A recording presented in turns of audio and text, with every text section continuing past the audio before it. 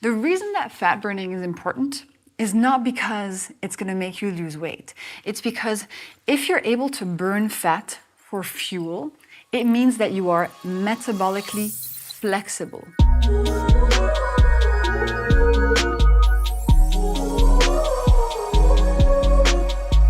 Hello angels, and welcome to the Glucose Goddess Show. I'm Justine Chospé, a biochemist obsessed with helping you understand your body, steady your glucose levels so that you can feel amazing. So today's episode is going to focus on how glucose levels and weight loss are connected. So let's get to it. Weight loss is a big topic and it sells. For the little story, when I wrote my first book in 2022, even though my focus was never to help people lose weight, my publishers wanted me to put weight loss or lose weight on the cover because they know that it sells. And that's because the diet industry is massive and many companies make billions of dollars every year selling you products to make you lose weight. Now, for me, helping you understand your glucose levels and steadying your glucose levels is 100% for health first. It's so that your organs work well, your cells are full of energy, so that your brain is clear, you don't have any cravings, you feel amazing, and your long-term health is also protected. But I often get the question, Jessie, if I follow the glucose hacks, will I lose weight? And the answer is probably, actually. So let me explain to you why that is the case. I teach you things that are going to help you flatten your glucose levels, so keep your blood sugar nice and steady. Now, a few things happen when we keep our blood sugar nice and steady. Firstly, our cravings reduce. And that's because when we are on a glucose roller coaster, after every glucose spike, there is a glucose dip. And this dip activates the craving center in our brain that tells us to go find some cookies, some chocolate, some chips, and to eat them. So when we steady our glucose levels, those cravings diminish. Second, when we steady our glucose levels, our hunger reduces. That's because we're eating nice satiating protein in the morning, because our hunger hormones, ghrelin and leptin, are nice and steady and not doing crazy swings all the time. So we tend to be just less hungry generally, and we feel like we're less victims to all the food around us. So we can go for hours without eating, and this doesn't cause too much of an issue. And that's because of reason number 3. So reason number 3 that steadying your glucose levels can often lead to weight loss is because when we steady our glucose levels, we are also reducing the amount of insulin in our body. Insulin is a hormone that gets sent out by our pancreas to grab any excess glucose during a glucose spike and store it away. And this is very good and very helpful, but there's a little bit of a catch. When there's a lot of insulin in our body is told to not burn fat. So when there's high insulin, there's no fat burning. And this fat burning thing, which you probably have seen on the cover of dozens of magazines, the reason that fat burning is important is not because it's going to make you lose weight. It's because if you're able to burn fat for fuel, it means that you are metabolically flexible. That means that you can easily switch between burning glucose for fuel, glucose from a recent meal you just had, to burning fat for fuel.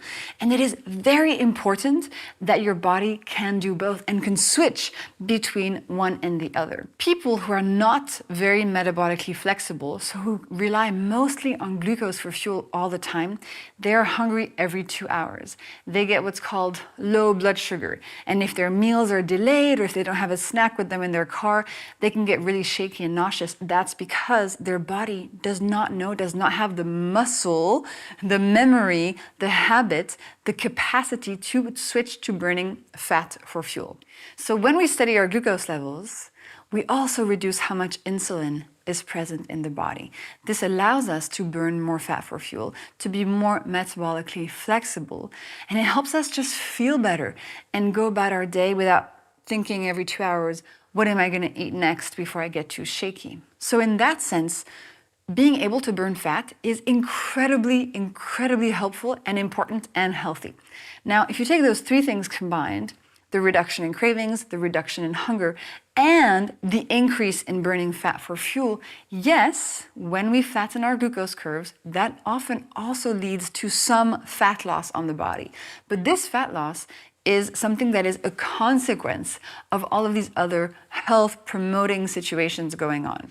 Hey, really quickly, if you can't always do my food hacks and you want to eat the carbs that you love with less impact on your glucose levels, I created a capsule just for that. It's called Anti-Spike Formula. You take 2 before a meal. It cuts the glucose spike of carbs by up to 40%.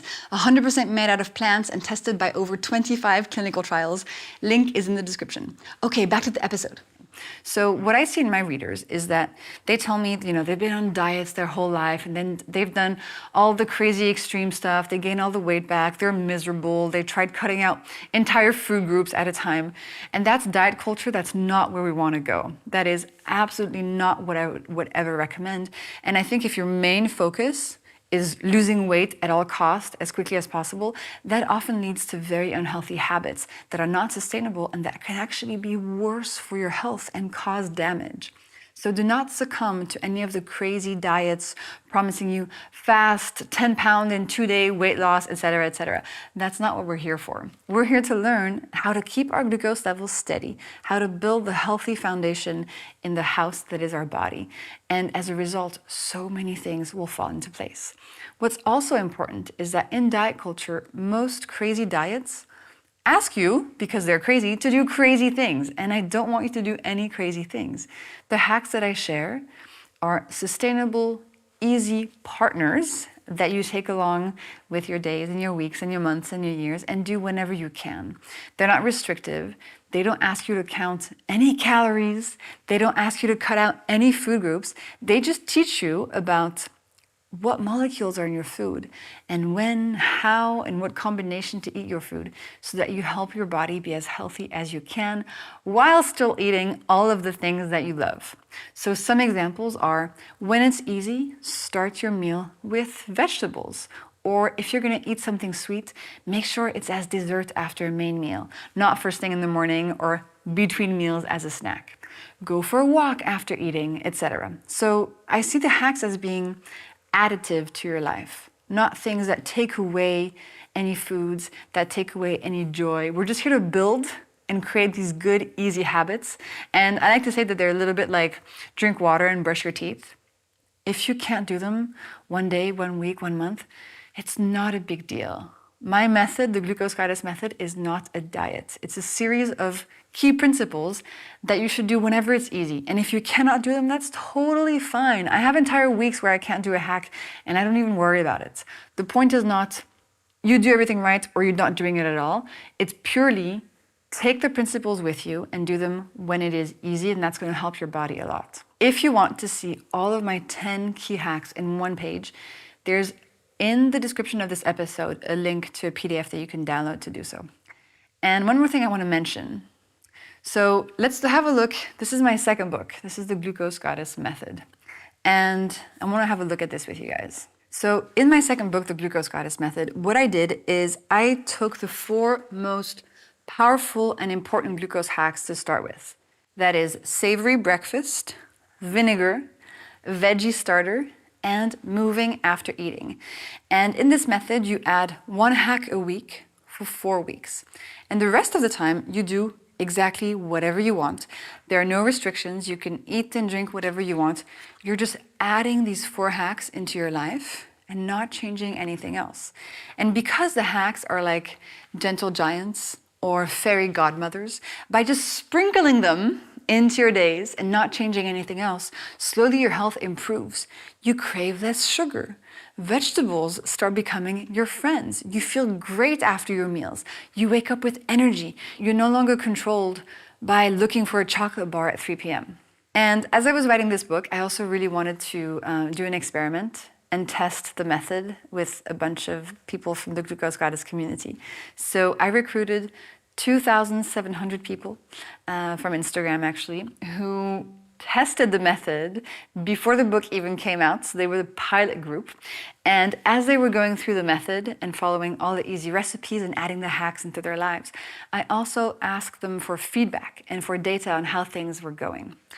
And I want to show you the results. And of course, as they pertain to weight loss as well. So you can see that a lot of people lost weight doing this method as a consequence of their body becoming healthier.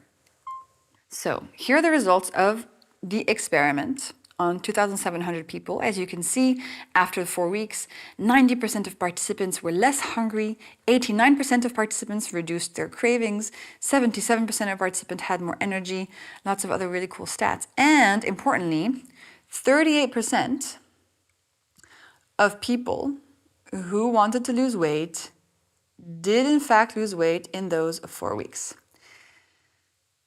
This goes to show you that if your objective is weight loss, if that's something that you really care a lot about and you want to do, doing a restrictive diet that is not sustainable is not the answer. You're going to probably not be able to sustain it for very long, and it's going to cause some issues. If you instead focus on steadying your glucose levels, if you do the hacks, the easy hacks, if you add them into your life, you will most likely naturally also burn fat and lose fat on your body as a consequence of the rest of your health improving. What I like to hear the most is stories from some of my readers who had been really trapped by diet culture for decades, who had done all the diets, who were super stressed out. And what they find in these hacks is actual science, teaching them about their body, easy principles that don't ask you to cut out any foods, count any calories, or do anything crazy, and real results. And they realized that what they had been after for a very long time was not necessarily weight loss. It was actually just to feel good in their body, to have a clear brain, to be happy, to wake up in the morning with energy, to not feel so addicted to sugar all the time. And as a consequence, they often lose weight as well, but that becomes almost secondary. So if this resonates with you, I hope you'll check out this science, because it's been truly life-changing for many, many people. And you can have a look at my 10 core hacks in the description of this episode. And of course, if you want to have a look at my 4-week method, which is the 4 most important hacks with 100 super easy recipes to do them, it's out everywhere in many languages. There's also a link in the description of this episode for the page that is about the Glucose Goddess method. And that is all we have time for today, my dears. Thank you for being here, and I will see you next time.